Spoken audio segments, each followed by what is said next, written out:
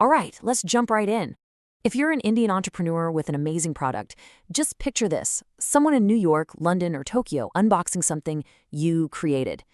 That's not just a daydream anymore. It's a massive, real opportunity. And in this explainer, we're going to walk you through the official playbook for taking your business from local to global, all through the power of e-commerce. So, why is this so important right now? Well, it all starts with this number: $1 trillion. That is India's merchandise export target by 2030.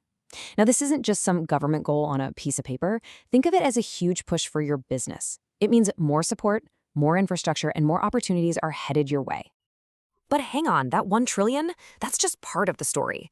The global playground for e-commerce exports is set to hit a staggering $2 trillion by 2030.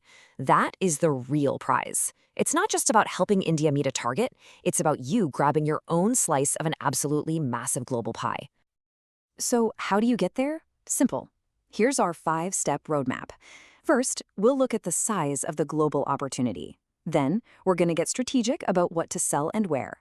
After that, we'll tackle the must-have paperwork, get a handle on logistics, and finally, the best part, making sure you get paid. Let's get started. Okay, first up, the global opportunity. So what is it about e-commerce that makes it the key to unlocking the world for your business?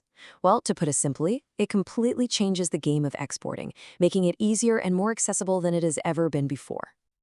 Now check this out. It really breaks down the old way versus the new way. In the past, you had to be an expert in, well, everything: market research, global marketing, tricky international payments, and super complex logistics. But with e-commerce, the platforms integrate all of that.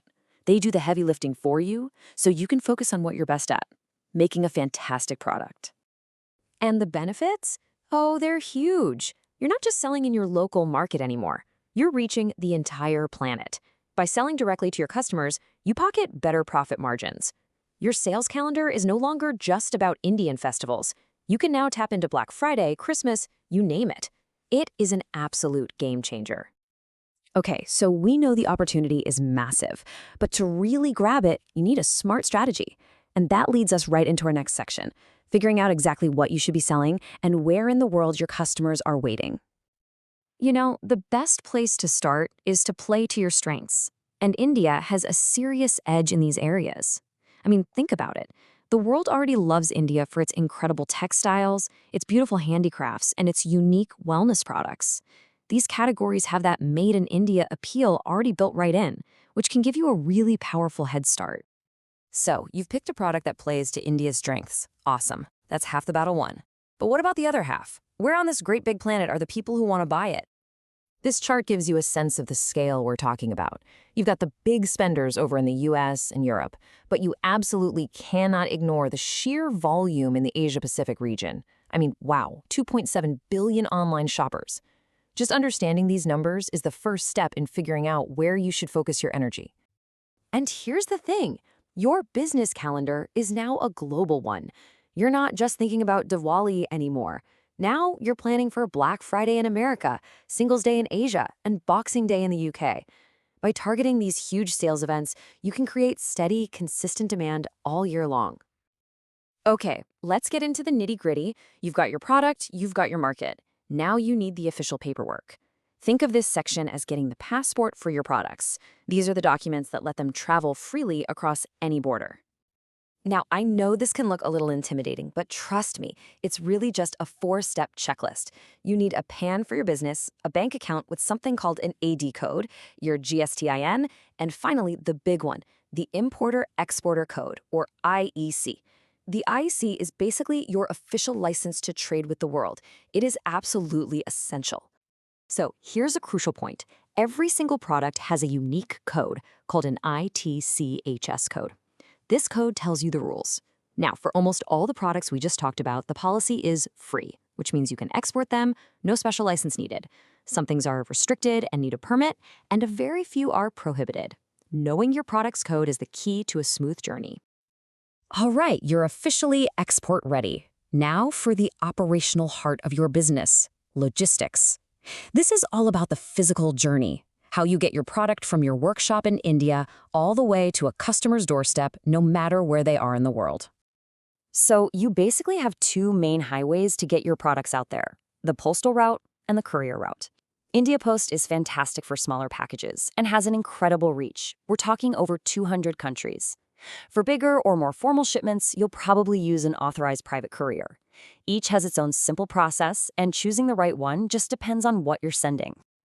And hey, if you go the postal route, it's not nearly as complicated as it sounds. It's really just a 4-step process. You register once with your documents, you fill out a simple form online for each package, the system gives you a label to print and stick on the box, and you just drop it off. It's designed to be super easy for small businesses. So, your product is on its way to a happy customer. We're at the final, and let's be honest, the most critical piece of the puzzle, making sure you get paid. This section is all about closing that loop and getting your money, safely and correctly. When you're picking a service to accept international payments, you have to be a smart shopper. Don't just look at the transfer fee. A bad exchange rate can actually cost you way more in the long run. So check the fees, the transfer speed, any limits, and most importantly, make sure the provider is compliant with RBI rules. You gotta keep your money safe. And here is a super important deadline you absolutely have to remember. The Reserve Bank of India says you must bring the full payment for your goods back into your Indian bank account within 9 months from the day you export them.